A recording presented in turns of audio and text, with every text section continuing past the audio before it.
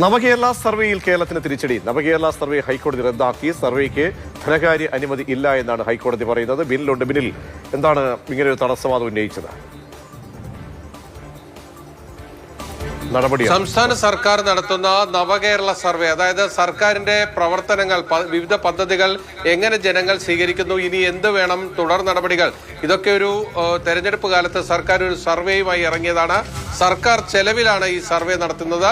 പക്ഷേ ഇന്ന് ഹർജിക്കാർ കോടതിയിൽ ഉന്നയിച്ചിരുന്നത് ഇത് യഥാർത്ഥത്തിൽ ഒരു തെരഞ്ഞെടുപ്പിന് വേണ്ടി പാർട്ടി നടത്തുന്ന, അതായത് CPM നടത്തുന്ന ഒരു മുന്നൊരുക്കത്തിന്റെ ഭാഗമായി ജനങ്ങളിൽ നിന്ന് സർക്കാർ പണം ഉപയോഗിച്ചുകൊണ്ട് വിവരങ്ങൾ ശേഖരിക്കാൻ ശ്രമിക്കുന്നു എന്നതായിരുന്നു ഹർജിക്കാരുടെ ആവശ്യം. KSU സംസ്ഥാന അധ്യക്ഷൻ അലോഷ്യസ് സേവ്യർ, അതോടൊപ്പം തന്നെ കോൺഗ്രസിന്റെ എറണാകുളത്തെ ജില്ലാ പഞ്ചായത്ത് അംഗമായ മുബാസ് ഓടക്കാലി തുടങ്ങിയവരാണ് ഹർജിയുമായി എത്തിയത്. ഇത് കോടതി കണ്ടെത്തിയത് ഇതിൽ ധനകാര്യ അനുമതിയില്ല എന്നതാണ് കോടതിയുടെ ഏറ്റവും പ്രധാനപ്പെട്ട വാദമായി കോടതി മുന്നോട്ട് വെച്ചിരിക്കുന്നത്. അതുകൊണ്ട് ഈ സർവേ നടപടികൾ അത് ഹൈക്കോടതി തടഞ്ഞിരിക്കുന്നു. 22 വരെയായിരുന്നു ഈ സർവേ മുന്നോട്ട് കൊണ്ടുപോകാൻ തീരുമാനിച്ചിരുന്നത്. അതിനു മുൻപ് തന്നെ ആ സർവേ നിയമവിരുദ്ധമാണ്, അതായത് അതിന് ധനകാര്യ വകുപ്പിന്റെ അനുമതിയില്ല, അതിന്റെ പണം വിനിയോഗത്തിന്റെ കാര്യത്തിൽ ഇല്ല എന്നതാണ് ഹൈക്കോടതി ഇപ്പോൾ കണ്ടെത്തിയിരിക്കുന്നത്. അതിന്റെ അടിസ്ഥാനത്തിലാണ് ഈ സർവേ നടപടികൾ തടഞ്ഞുകൊണ്ട് ചീഫ് ജസ്റ്റിസ് ഉൾപ്പെട്ട ഡിവിഷൻ ബെഞ്ചിന്റെ ഏറ്റവും പ്രധാനപ്പെട്ട ഉത്തരവ് വരുന്നത്.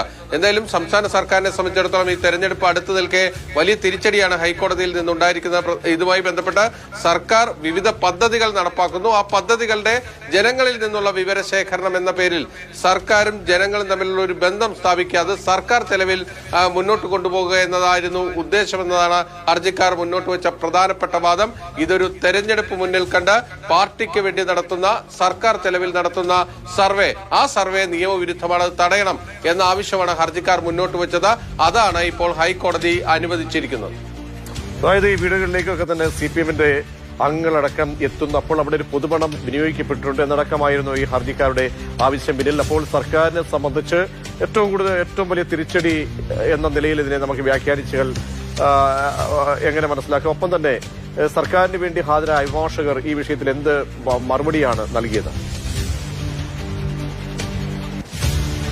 സർക്കാരിന്റെ മറുപടി എന്ന് പറയുന്നത് ഇത് മന്ത്രിസഭാ തീരുമാനപ്രകാരം നടക്കുന്ന ഒരു സർവേയാണ്. സർക്കാരിന്റെ വിവിധ പദ്ധതികൾ അത് ജനങ്ങൾ എങ്ങനെ സ്വീകരിച്ചു, ഈ നാടിന്റെ പുരോഗതിക്ക് എന്താണ് ഇനി വേണ്ടത്, അത് മനസ്സിലാക്കാൻ സർക്കാർ നടത്തുന്ന ഒരു വിവരശേഖരണം എന്ന രീതിയിലാണ് സർക്കാർ ഇതിനെ കോടതിയിൽ അവതരിപ്പിച്ചത്. പക്ഷേ ഹർജിക്കാർ മുന്നോട്ട് വെച്ച പ്രധാനപ്പെട്ട വാദങ്ങളിലൊന്ന് CPM സംസ്ഥാന സെക്രട്ടറി MV ഗോവിന്ദന് ഒരു കത്ത് സർക്കാരിന് നൽകുന്നു. ആ കത്തിന്റെ അടിസ്ഥാനത്തിൽ ഇത്തരത്തിലൊരു സർവേ നടപടികളുമായി മുന്നോട്ട് പോകുന്നു തുടങ്ങിയ കാര്യങ്ങളാണ് ഹർജിക്കാർ